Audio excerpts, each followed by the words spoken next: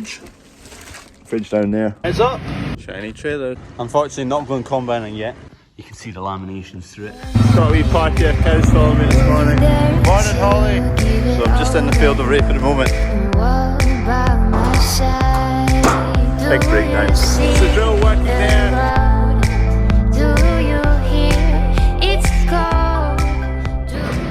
Just shifting these again now because we're needing to clear the shed.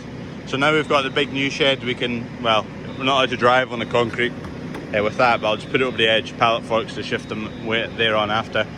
Someone has been using the forklift questionably there, not me. I would have caught it on video. If you were coming to come and collect a box of these, what would you take? One of these boxes which is underneath the pile above, or the ones at the right that there's nothing above? Or even this one which was sitting out in the front on its own. Anyway, so I'll just put these just over the edge and Kev's in there with the pallet forks to roll them out, and I'll just line them against this wall on the inside. That's it clear. We'll just chuck some boxes in now. That's all shifted.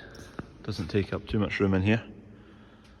It won't really get in the way when we crop all the way around here, and there'll be an entrance there, so it might wind up being fine where it is, or we might need to move it. Unfortunately not going combining yet, just clearing out the shed, shifting all the blocks into the corner, so we need to get the combining header out the way. This whole shed needs to be clean before we start combining. There's the pit in there, so we're going to sweep out this corner, shift all the blocks into here. We can't put them in a new shed yet, the concrete's not cured properly, so to get those blocks need to move the combine. Then once we've got all the blocks into this clean corner, then we can clean the rest of the shed ready for harvest.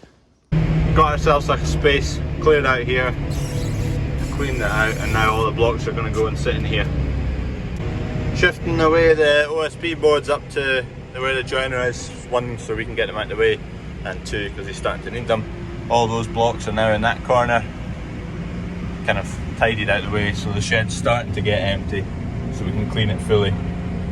Just in the straw shed conversion at the moment, and you can see come along fairly nicely. We just put that up. Kerto beams they're called, and they're basically laminated beams cut to whatever length you want. You can get them all shapes and sizes. So that's a 9 metre beam up there, and these ones I think are about 6 metres, and they're to span across here. 9 metre one was to span the gap there. We're going to weld a bracket on there to take the weight, because the kits that go on the roof will sit on top of that. So we need to take some of the weight off of it and put it through that beam instead. So weld a bracket on there, and then these ones will need to go up at some point too. You can see the laminations through it, all the layers are easier there. So they can basically make whatever size you want, any size. Pretty heavy.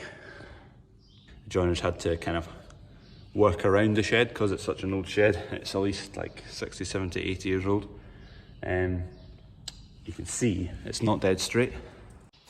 So he's put his kits in bang straight, and the beams, you can see it's about an inch out up the top there, and it's flush at the bottom, and an inch out there, flush at the top on the other side.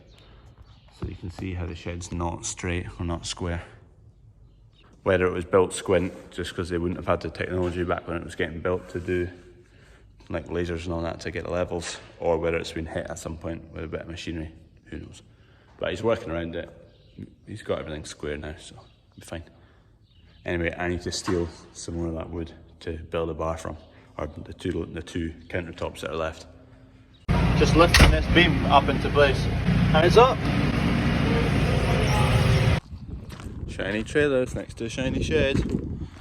Part of the combine next to them. Today's question of the day on the combine: what's this wee hatch for? So here, cab of the combine. We're going to go in, have a wee tour, give you a tour of it. Just going to do like a super fast run through of everything in here. Well, not everything, but as much as I can. So, steering wheel, there's a wee toggle switch down my foot, pull it towards you, turn the radio off just now. This is your AC and light controls for the combine and your radio. And you've also got, this is your fuse box up here and relays. Fridge down there, all the manuals are in there. I'm sitting in the main seat, passenger seat. This is your armrest, cubby hole for putting bits and bobs. Revs 1, 2, 3. So you crank that up once you've got your drive for the combine and drive for the header already going. And you've got a load of toggle switches along here and buttons for various things. So open your grain hatch, side knife, gears, and then these are obviously, I just said, your drives for both. That wee button in there, that's to put your reel, your header, into reverse. If you get choked, you can reverse it out. Grain tanking behind me, there's a glass window into it. It's got two sensors in it, a 50% and an 80% level. So at 80% the beacon comes on outside and the drivers outside know that the tank's at 80%, let's get it emptied. It's also got another dome in there that when the hatch opens up, that controls the GPS, gets the signal for the GPS system, which is still to be set up. And they're coming to do that soon, hopefully, because we need to get this going. Then onto the big screen. So you've got your diagram of the combine, different parameters, different things you can click on. There's your threshing drums, so you can change your settings in the threshing drum. So this is the clearance of the concave, so you can change it. There's like 4 different ways of changing it. You can slide that arrow, you can do plus minus here, you can slide that arrow, you can also click on that number and change a number. They've just added ways of changing it for the sake of it. Seems a bit silly, just make it one way, much simpler. Reversing camera, in case you want to hit anything or don't want to hit anything. There's my tractor. This is your, what's the word for it? Anyway, kilometers an hour there. Engine revs there, what percentage you're in of the engine. I can't remember the word of it, but it tells you how the combine, the system's coping with how much grain's coming through it, whether it's at a limit and you can slow down a bit, or whether you can speed up a bit. Here's a load of different options and settings. We'll go into one of them. Let's go for crop. Let's go crop. So I wanted to show you the quantimeter. The quantimeter on here is meant to be a lot more accurate than our old one. With the quantimeter, along the road where we contract farm a wee bit, that crop gets mixed with our own crop. So we need to know the weight of that crop. So normally we take it to a weighbridge and weigh it, and then we mix it in and we know exactly how much, and we take off a percentage for the amount we dry it, for the moisture coming out of it, because that's got a weight to it as well. But hopefully with this, once we've got it calibrated at the start of the year, we'll be able to test this versus the weighbridge weight, and if it's accurate enough, we'll be able to stick with this and not go on the weighbridge, which would be quite handy to do. If not, we'll just have to stick to it, but it's meant to be pretty accurate. Moisture level, you can check the moisture degree coming in, pretty simple. And there's loads of different options. You can set up jobs for different crops, you can set up stuff, whatever. Printer back there, at the end of the day you want to get a printout of the stats of the day, what's happening, moisture levels, etc. Print it out there. And what else is in here? That's basically everything. Oh, here you go, hold on. This is your drive mechanism, or your gear lever basically, or your throttle. That's your throttle, that's the word for it. So pull it towards you, push it out to go forwards, pull it back to go backwards. It's beeping because it thinks we're in reverse. This controls your reel, so up, down, forwards, backwards.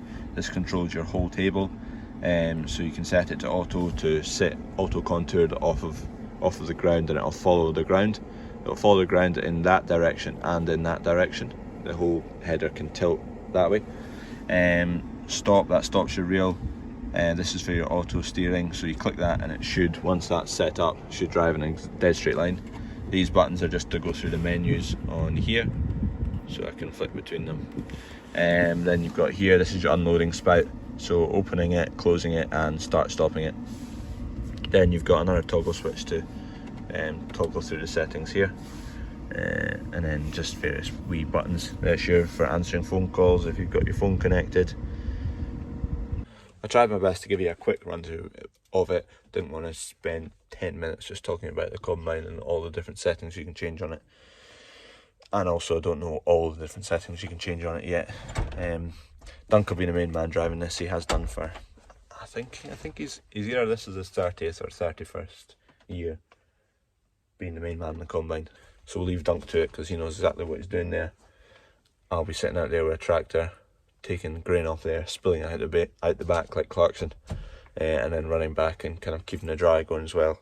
Dad usually sits and runs the dryer as well as doing various other bits and bobs, getting other things organised.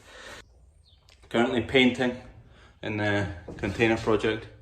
Just spoken to the builder we use, who's going to sort us out. Tiles on the back wall, so it's going to be white tiles with grey grout or a charcoal dark coloured grout. The rest of the walls we're going to paint a dark, similar to the charcoal grout. So the back wall is going to be like a feature wall with white tiles that you see through the hatch that opens up.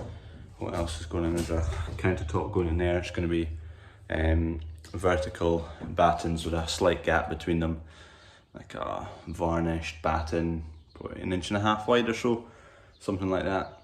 And a countertop on top of that, which is on a hinge, so it can sit flush against there. And the countertop will fold back flat when the door's shut, and then once the door's open, fold up and you've got a countertop. We need to order a refrigerated unit that will sit against this wall. Getting there, coming together. This is fire retardant paint as well that I'm putting on this place, because it's got a pizza oven in it. You'll need to have it, get 2 coats of that.